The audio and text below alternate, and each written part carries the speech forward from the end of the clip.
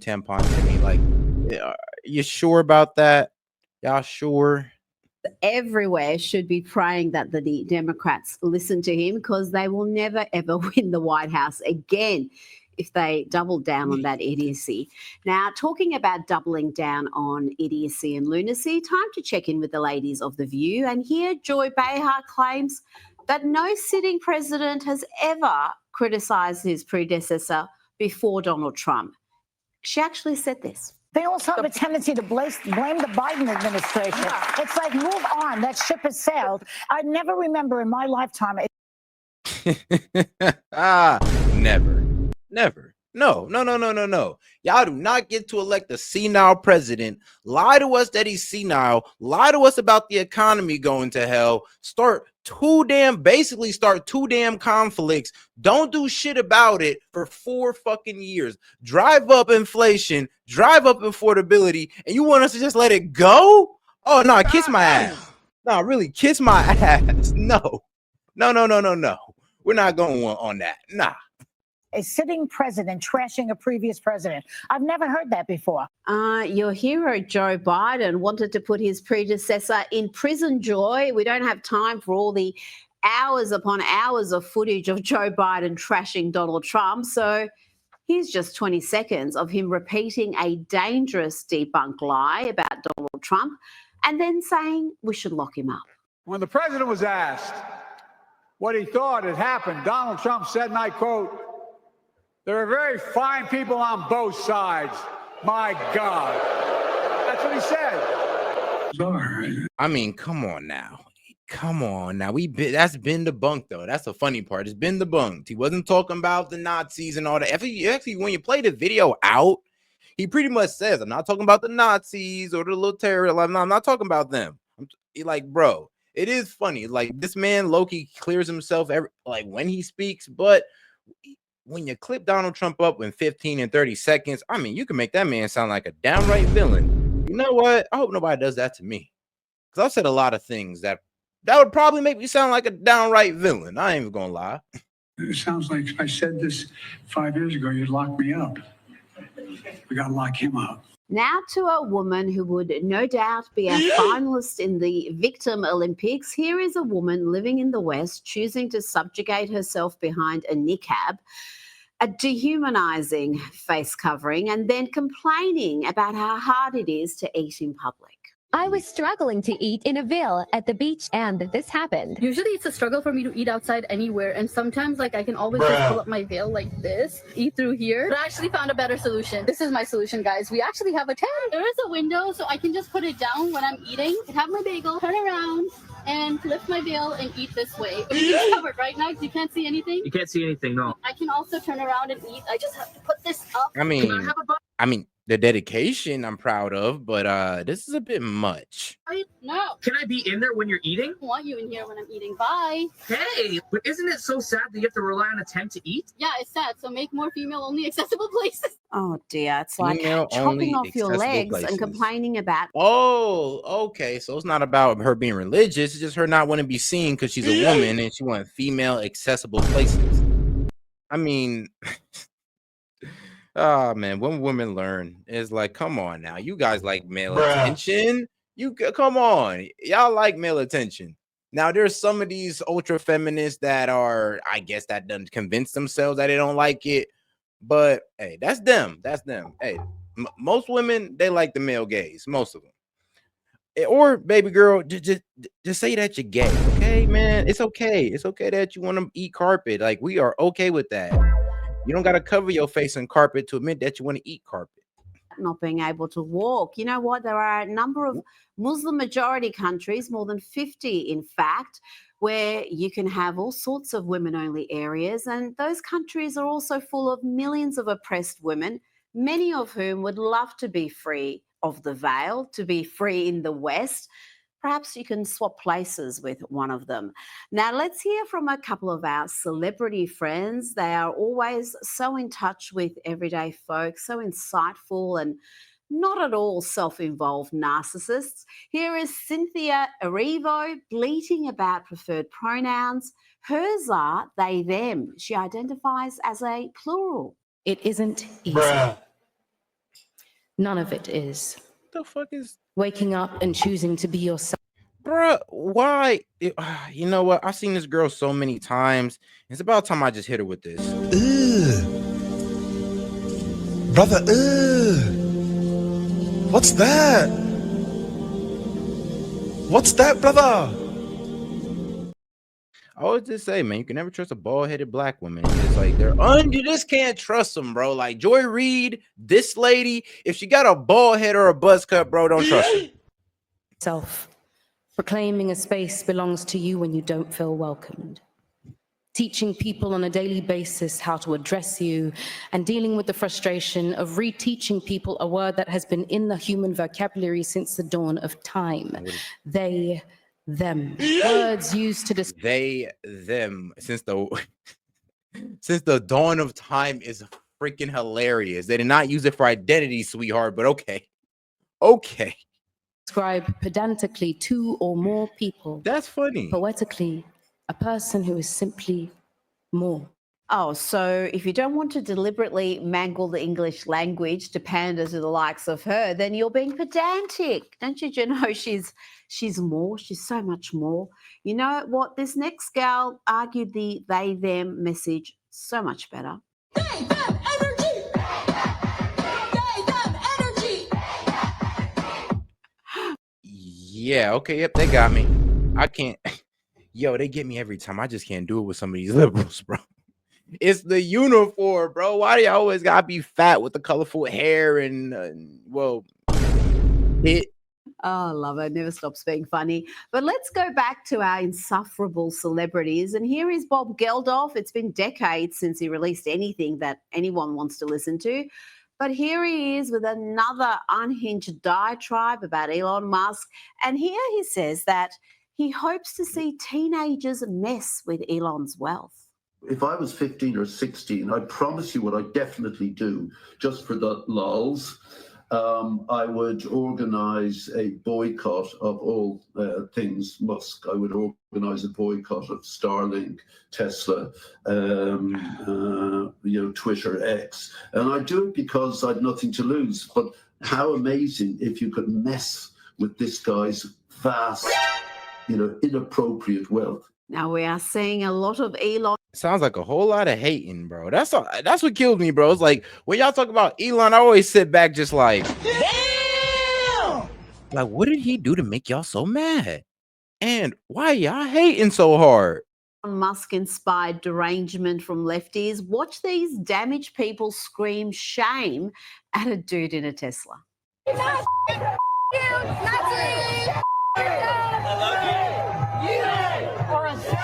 With the Trump hat on, I love it.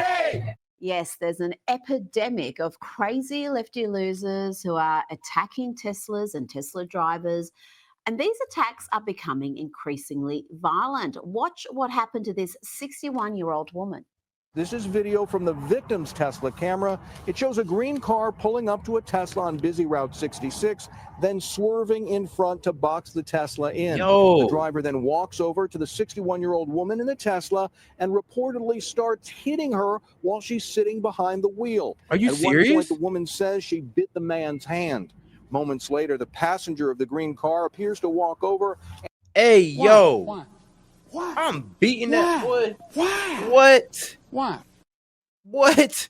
Is it that serious? It can't be, bro. You're attacking old ladies. Think about this, guys. They're attacking old ladies. Bro walked up, blocked the old lady in, 61 years old, and hopped out and just wanted to start like beating on her. Is this how low y'all sinking? I mean, think about it like this, bro. I was at the hospital, and when I was walking through there, bro, I literally seen a Tesla, and it had this is an anti-Elon Tesla. I was like, bro, it's like that now? Bro, y'all terrorists. At that point, y'all are literally terrorists. And pull the attacker away. They finally get back in their car and drive. And shout out Moon Lich. She said, just had the best idea. Elon should change the name Tesla to LGBTQ rights so we can watch them burn it down. I mean, hey, yo. Shout out Moonlit. I appreciate it. Oh, we just to watch it burn it down. I mean, would they still do it though? I don't know, like it would actually be fun. Like, what are y'all more? Are y'all more faithful towards the gay community, or y'all hate Elon more? Like, choose one. Drive off. We spoke to the victim today who said she was terrified and can't understand why anyone would do this. I'm ashamed of our society. Me too. And what they're doing. The victim, along with the other Tesla owner who received a threatening note. When she's a Nazi and a loser. Hey, yo. Oh shit! Oh shit! I ain't gonna lie, bro. Like, hey, man, we need to start stepping up enforcement for these people. Like, hey, man, look, you see somebody in a Tesla, you know, watch out for them, because apparently people are even hitting old ladies over this, which is asinine. And the liberals honestly should speak out. There should be a public announcement by, I don't know, Bernie Sanders, AOC, Jasmine Crockett, any Democratic leader condemning this, going like, hey, nah, it went too far. It went too far. Y'all hit a fucking old woman and nobody speaking up about this. Like, y'all went too far. Food and text have both now signed up for a gun safety course at a gun range north of Flagstaff. They tell us they don't feel safe right now. Unbelievable. Attacking a 61-year-old woman. Hopefully that lefty loon is behind bars, and soon this next lefty has been arrested for allegedly driving into a pro-Trump protester with his car. We just learned that a 70-year-old man was arrested after Meridian police say he hit another man with his car during today's demonstrations at the Tesla dealership in Meridian. Police say 70-year-old Christopher Talbot of Meridian. Bro, they wanted to kill over this. It's like, bro, these guys, bro, that's terrorism. That's terrorism to the T. That is terrorism to the T right there. I see a lot of the liberals most likely leaving the chat because they can't face the fact that, bro, y'all ideology is pushing y'all towards terrorism, and it's right in front of our face. And made an obscene gesture towards a counter-protester and then hit him with his car. Police say the victim had been driving a truck with pro-Trump flags and had just parked and gotten out of his car when Talbot hit him. Joining me now is Newsweek senior editor-at-large and Article 3 Project senior counsel, Josh Hammer. Josh, bro, disguise someone themselves. is going to get killed soon if the left don't stop this lawlessness, this unhinged violence. Yeah, and then it's going to be like a civil war damn near, just like they want. Like, I think these guys really want that at this point, because what else? Like, bro, y'all willing to hurt old women? At this point, what else? Like, what won't y'all do, bro? Y'all hitting old women. I'm almost afraid at this point. If y'all want to hit old women, what won't y'all do? Like, what next thing you know, they're gonna start kicking children for wearing a Trump hat. It's like, bro, what is next? Well, unfortunately, Rita, there's one thing that we know about the left going back at least as far as Karl Marx. Frankly, you could probably go back at least even further to the French Revolution in the late 18th century. They love violence. Violence is actually part and parcel of what they believe. I mean, if you look at what the modern left stands for, they stand for barbarism against civilization. They stand for tearing things down, not for building things up.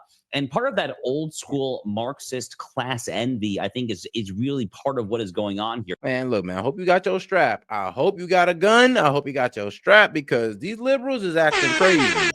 Whoop. They're acting crazy right now, and I guess it's up to us to defend ourselves. But the crazy thing is, like I said, they're attacking old women. Who mentioned they want to attack you?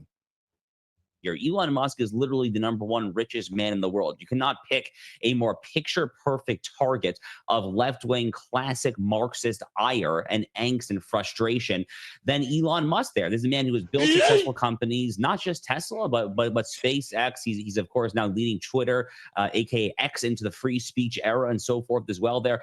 So it's for all of those reasons. But more to the point, I mean, I as an American who has to live with these people, I have to actually walk down the sidewalk, go to the supermarket, go to the grocery store. I have to like look at these people in the face there. I mean, it is these fraying of the civic bonds of citizenship that ultimately in the long term have the pernicious potential to unravel the entire nation if it continues. I'm not saying that the nation is going to disintegrate tomorrow from this, but you have to prosecute this behavior. I mean, you got to. Because it is one of those moments. It's an oh shit moment. Because it's like, hey, yo, if we don't stop this, I mean, like, here's the thing. I'm just glad that these are individuals and not gangs. Because if these were gangs of people doing this stuff, like there was three, like let's say like 6 people walked up to that old lady car and did that wild shit, we'd really have a problem that now they're letting us know that they're galvanizing, they're coming up in groups, and they're willing to commit violent acts, just like terrorists. You literally cannot let them get away with this there. It kind of reminds me actually of the post-October 7 stuff, the pro-Hamas protest. There was a Jewish man tragically killed by a pro-Palestinian protester, aka kind of a rioter out in Southern California, November. Very similar stuff here. Whatever the cause of the day. And bro, if attacking corporate greed, I ain't gonna lie, bro. If y'all left to see attacking corporate greed as attacking old women, attacking innocent civilians in their cars, I ain't gonna lie, y'all a bunch of cowards.